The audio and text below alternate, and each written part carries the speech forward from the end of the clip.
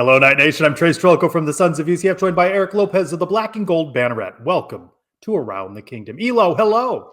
Hello, Trace. Happy opening week, folks. It's here coming up on the fastest UCF show around. Trace and I will debate Cam Fancher, the starting quarterback. Good move? Not so good move. What are the games to look forward to? What is going to be the win-loss record for this team? And what excuse is Trace going to come up with for finishing last in fantasy UCF Pick'em? That's all coming up on this edition of the fastest UCF show around the kingdom. Before we get going with all of that, Elo, let us welcome in the third member of our team. He is Adam Eaton from the Sons of UCF. Keeps an eye on the clock, keeps us on our toes. Adam, hello. Greetings, gentlemen. I want you to know, with all this talk about competition, you two are both QB1s in my book. Thank you, Adam. All right. Scott Frost making it official Monday, the CBS report of last week that Cam Fancher, the FAU transfer, is QB1, at least for the Jacksonville State game on Thursday. Elo, what is the case for Cam? Well, the case is the most experienced guy of the three. He has started an opening game, which sometimes can have some jitters on that.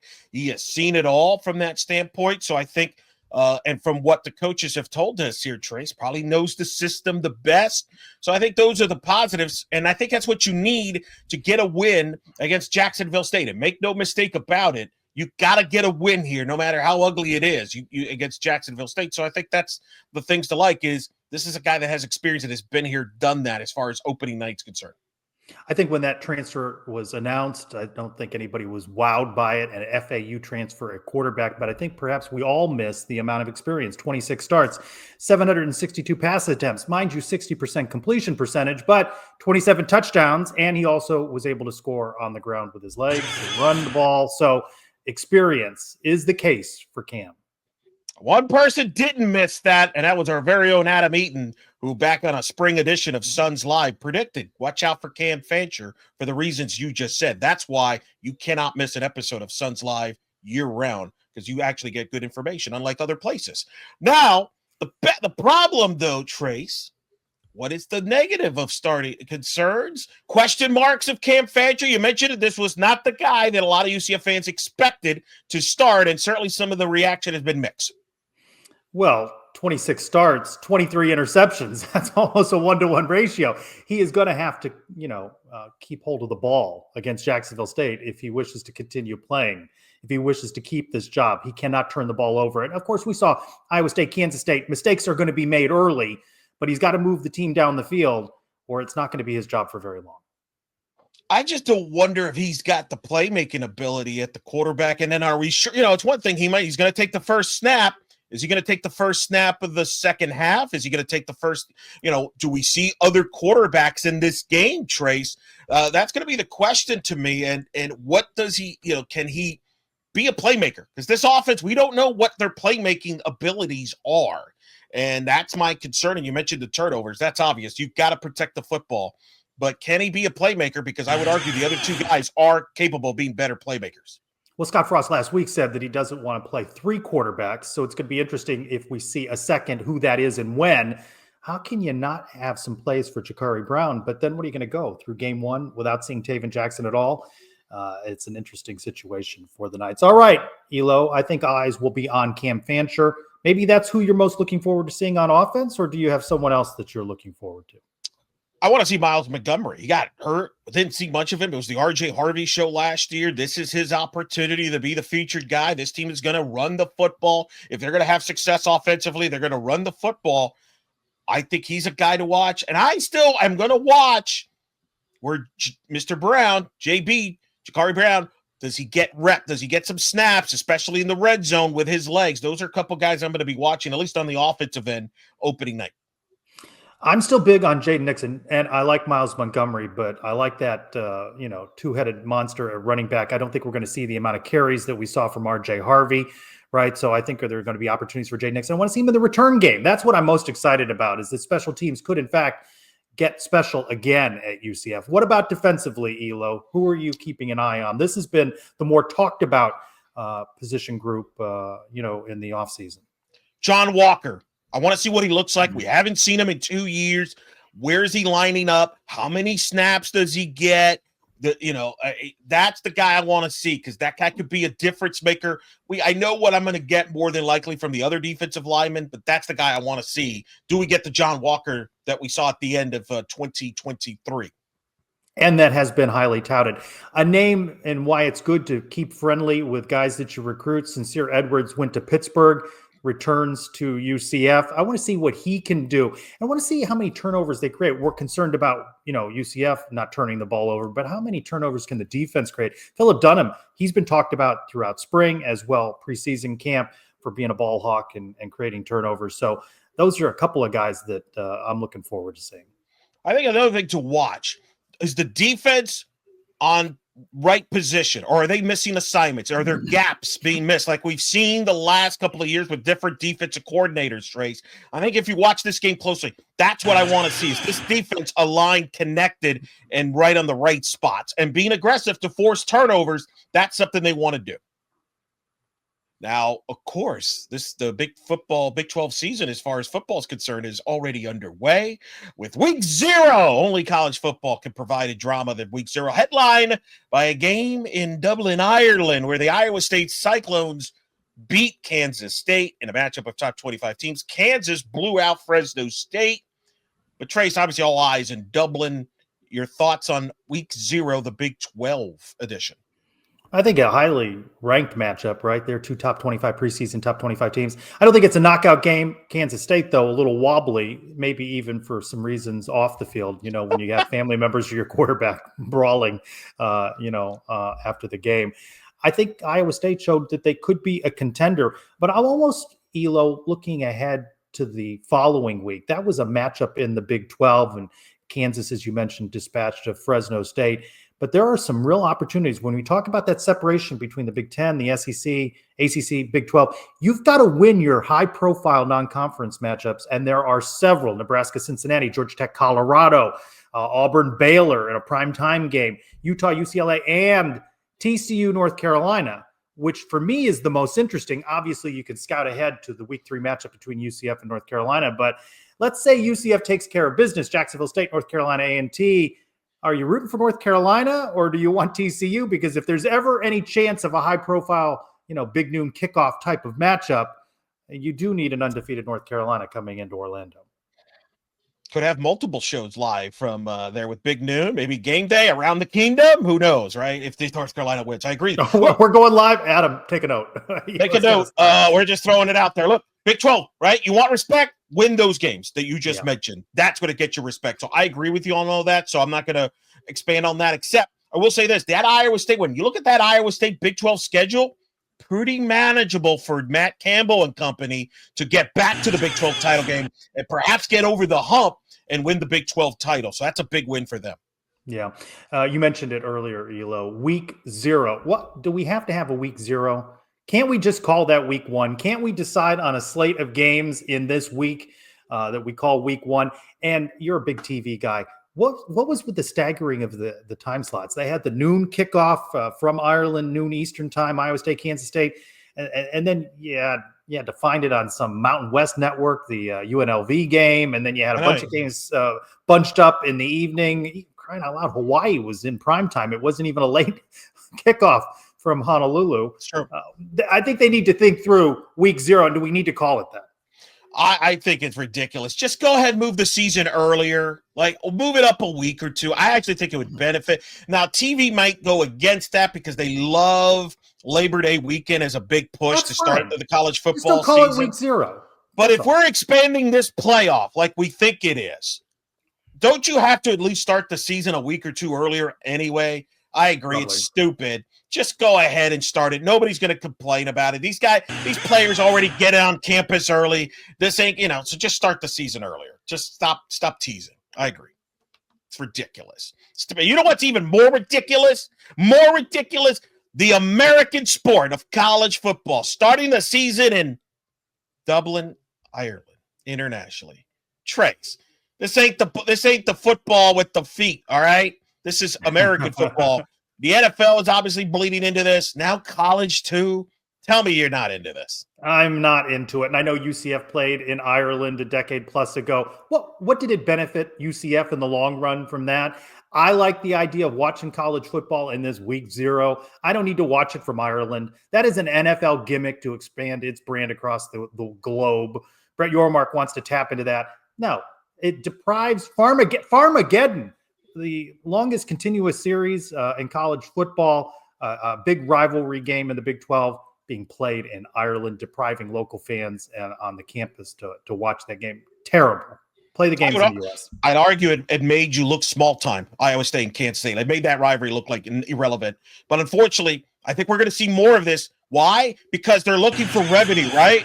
And these, you're going to make money going to these places. I have a feeling UCF will probably be involved in a game like this down the road. We'll see what happens. I hate it, though. But I hate that all the sports are doing this. This is not just a college football exclusive rant, but that's where we're at. All right, time to bring back in Adam. Earlier than the silly game, we're going to keep Adam around for a midsection of this show. Our schedule picks on UCF schedule. All right, guys, you ready? Keep track of your schedule, and I'm going to go first with week 1, Jacksonville State. That's a win. Elo, what do you got? It better be a win, or this season's over. We're going to have some interesting content to figure out. But yeah, that's a win. I don't know if they cover, but that's a win. Adam, that's a W, friends.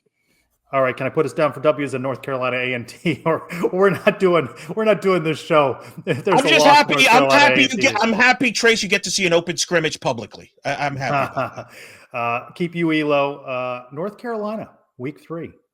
A lot of buzz. I'm going to say a loss. I actually think Carolina could be sneaky good. Bill Belichick, I think, has a good staff. I'm going to say Carolina. Adam, North Carolina. I'm gonna get crazy here, wacky. I'm gonna go with a win. I'm gonna have the Knights starting off 3-0. North Carolina rebuilding. What are you gonna make? I think at home. Give me the Knights. Got that down as an L and a loss the following week in the Big 12 opener at Kansas State. Adam, what about K-State on the road? That's a loss, my friends. Elo. That's a loss, and you're gonna have a late night in Manhattan doing a wrap up of that game. That's true. Knights return the following week. They host Kansas. Elo, can they get the win over Kansas? I think that's a loss, too. We can only beat them in men's basketball. Jalen Daniels, if he's healthy, I think that's Kansas the strangest statement you could possibly make. Only thing we can do. Adam. Is Jalen Daniels looked good in week 0 against Fresno. Will that hold? I don't know. He's a dynamic quarterback, though. But give me a loss in this one. I have that as a loss. I have UCF rebounding the following week, and I'll tip this right now. The only game I see them winning on the road, a win at Cincinnati. Adam. I have Cincinnati in my draft pool as well, so I need this to be a W. So give me a W, Cincinnati. Elo. I don't like how we're agreeing, but I agree. I think that is their one road win. They'll win. Scott Frost owned Cincinnati when he was here. That's all I know. Never West lost Virginia, Country Roads, Elo. Knights' next home game. I'm going to say a win. West Virginia in a similar boat, new coach, back at his old grounds, homecoming. I'm going to say they win. Adam. I got that down as a W as well for the Knights. I have that as a W. UCF has not played West Virginia well in football. On the road at Waco, really looking forward to seeing that venue, but I think that is a loss. I just don't see the Knights doing very well on the road. Adam. Yeah, I agree. I don't know what to make of Baylor yet. Dave Aranda's probably on a bit of a lukewarm seat this year. Perhaps they come out better than they have. Sawyer Robertson, a good quarterback. I think that's one on the L column, friends. Elo. That could be a wacky game that comes with a wacky finish. I'm just going to say Baylor wins. All right, space game. UCF undefeated. They host Houston. That's a lock. We don't lose in space games. We might lose to everybody else, but we're not losing a space game. Adam. Stone cold lead pipe victory. Statistically, though, it's bound to happen, but it's not going to happen. Stone cold lead pipe. I've got that as a win and a loss the following week in Lubbock. Of course you're picking Texas Tech. What a surprise, Adam. Trace picking Texas Tech. Adam, who you got? Lee Hunter Hunter and the Texas Tech Red Raiders hosting UCF. Yeah, I got an L there, friends. Elo. Yeah, why do I have a feeling Lee Hunter is going to make a play to make a difference in that game? So I'm going to go Texas Tech. Oklahoma State, home finale. I think that's a win, and I think Mike Gundy's gone after that game. Whoa. Yeah, that's my bonus prediction. I think that's a win too, but I have too many wins on my schedule. So I see a lot of W's. yeah, I don't know. Absolutely stone cold lock loss at BYU. UCF has to be 6-5 and bowl eligible. They do not need to go to Provo. I've got that as a loss. They don't need that one. Adam at BYU. That's a loss. What did you say? Did you say win Oklahoma State? I didn't hear that. Win Oklahoma State. Elo, round us out on Provo. Yeah, I mean, that's a 10. By the way, you're not going to be happy. That's probably going to be a 10:15 Eastern ESPN game. You're going to be doing a wrap up like 2-3 in the morning. Good luck with your flight back, people. I'm going to go BYU big. And based on my math, Elo, 6-6. Yep. I thought you had thought more highly of them pre and spring. Didn't you think more than 6? Yeah, and then we saw what the quarterback situation is. So, look, you remember what was Scott Frost's record his year 1 here? 6-6. 6-6. I think we have a sequel of that.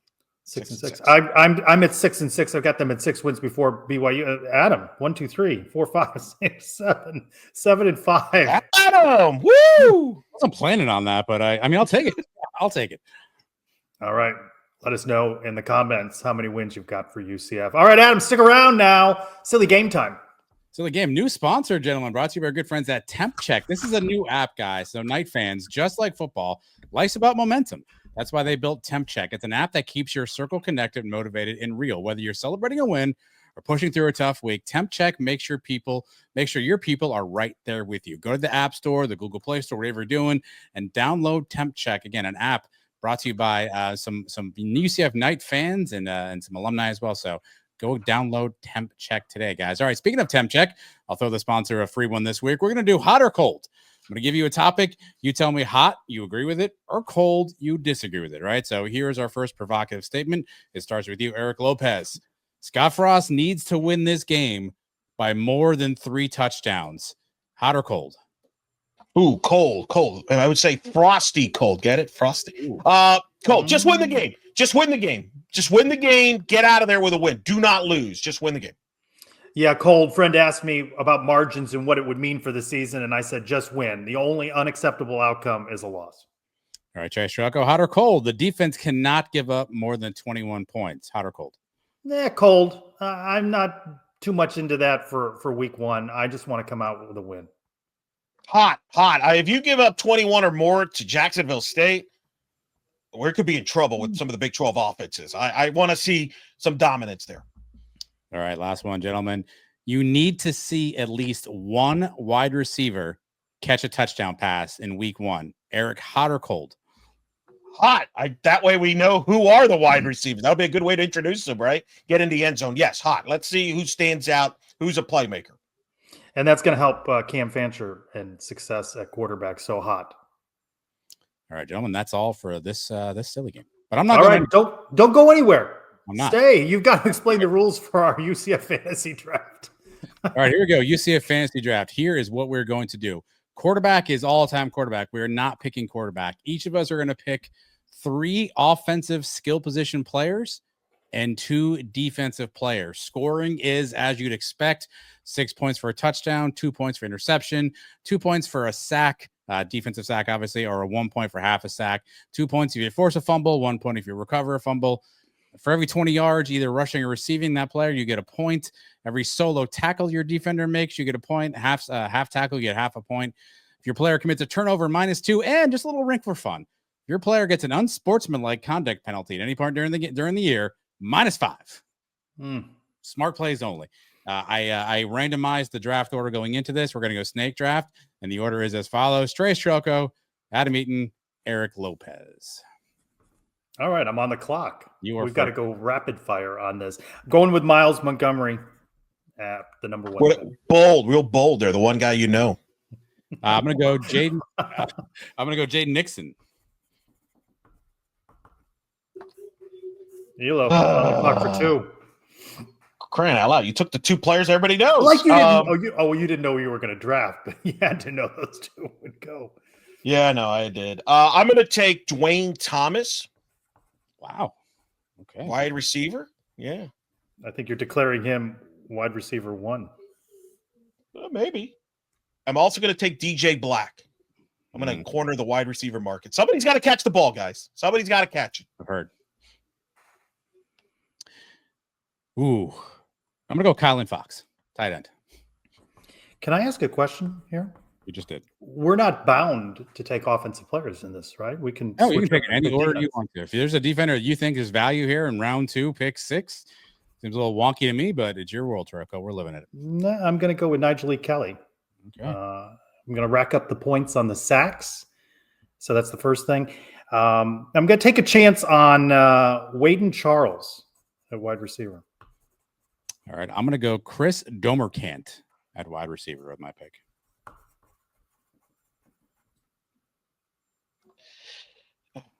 Which tight end you took, Adam? I took Kylan Fox. All right, I'm going to take Dylan Wade. All right. So if you're scoring at home right now, Elo, you have your 3 offensive players. I have my 3 offensive players. Trylko has 2 of his 3 offensive players. So, Elo, your next picks obviously are going to need to be defense. Sure am.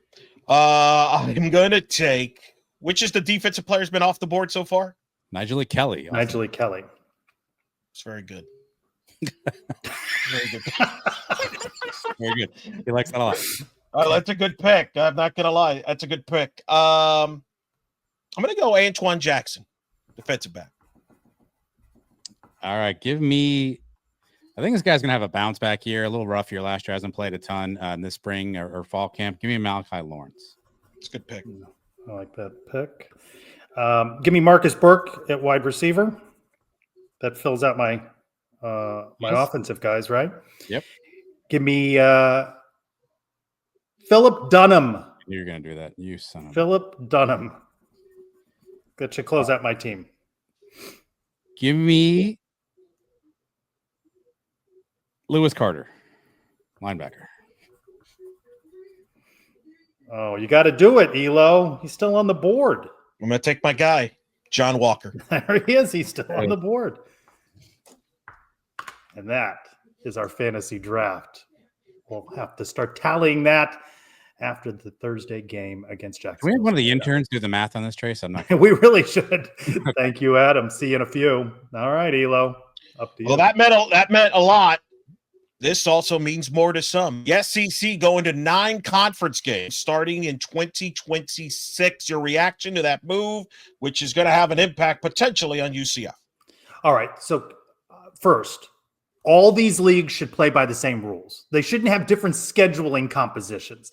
I also don't really like the 9-game schedule because it means in some years you have 4 conference home games and you've got to go on the road for 5. I like the 4-and-4 model.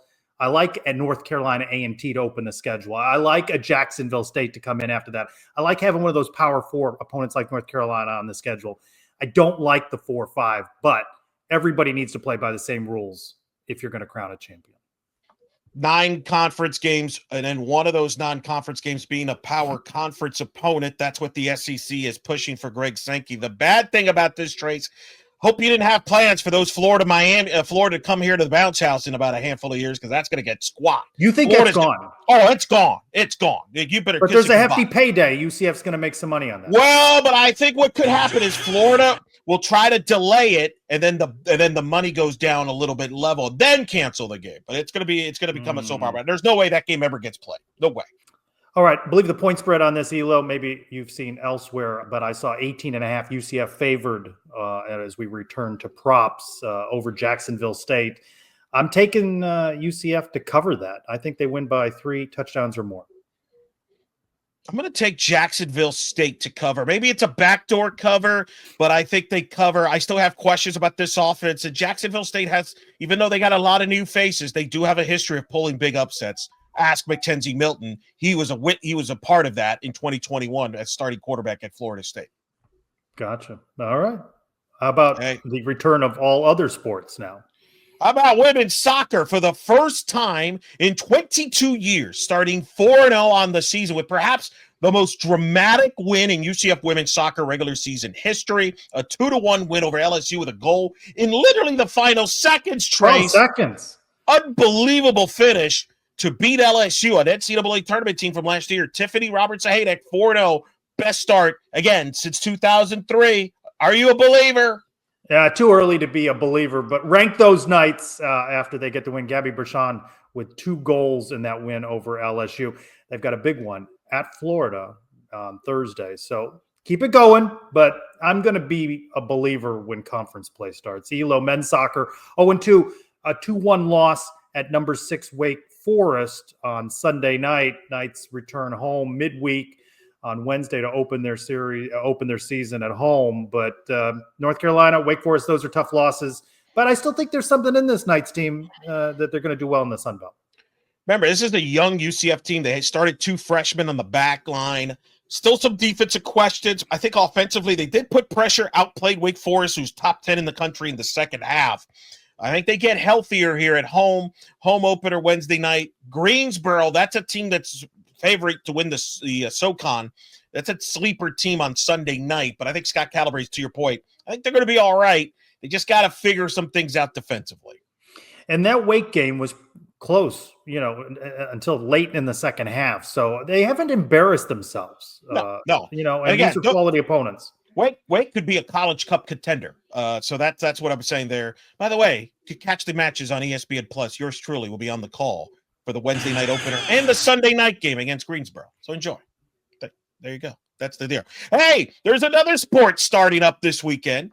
Volleyball. The Matt Botsford era begins at UCF. Trace was there for the dramatic scrimmage exhibition where UCF was down 2 sets. He walks into the venue and inspired UCF to beating the Cows in 5 sets. I guess the question is, what are you expecting and how often are you going to go to volleyball? Because they can't clearly you motivated them.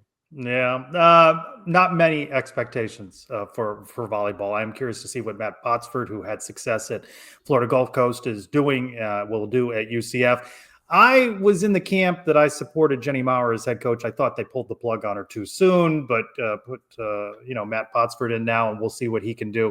Not much is expected of the Knights, so I think it could be a long season. The Big 12 is loaded in volleyball. It's very strongly loaded, and I think it's a transitional year. I think there's some questions there as far as defensively. Do they have size enough to compete? They're going to need players, for example, like Ava Armour to be staying healthy there. So is that code word for, you may not be able to make it to the venue as much as you would like? Is that that's yeah. code word there? Well, I'll see what I can do, Elo. All right, time to bring back in Adam. Adam, what we get right, what we get wrong. Of course, you spent half the show with us, so everything you spoke of had to have been right. Never wrong, gentlemen. All right, Cam Fancher, 34 career games played between FAU and Marshall.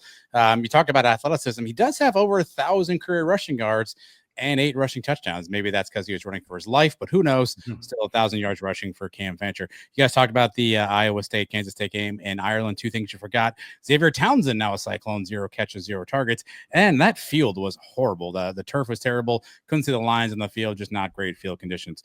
Week 0 first came about in 1983. Nebraska played Penn State in a game pre-Labor Day. However, it was popularized back in the 2000s by Hawaii, who wanted a chance to travel out to venues earlier. That's how week 0 came into your life. We obviously did the schedule draft. Kelly Ford, who does ratings on the internet that I don't understand, has UCF projected to win an average of 3.6 conference games. Exactly. The 3 of us have them winning 4 games. So maybe we're not so foolish after all. And you talked about UCF in Florida. Elo, those games are 2030 in Orlando and 2032 or 33 rather in Gainesville. All right. Thank you, Adam. Elo, one more thing before we go. UCF with a new food vendor at the Bounce House, touting a Southern smoked dog as hot dog of the week. That one, barbecue-y, that sounds fine. But what about the Bama Gulf shrimp roll as the sandwich of the week? I'd be a little skeptical. Let's see how things go with the new food vendor. Catch up on Around the Kingdom at the Sons of UCF YouTube channel and on the Sons podcast feed. For Eric Lopez and Adam Eaton, I'm Trylko. Thanks, everyone, for joining us for this week's Around the Kingdom.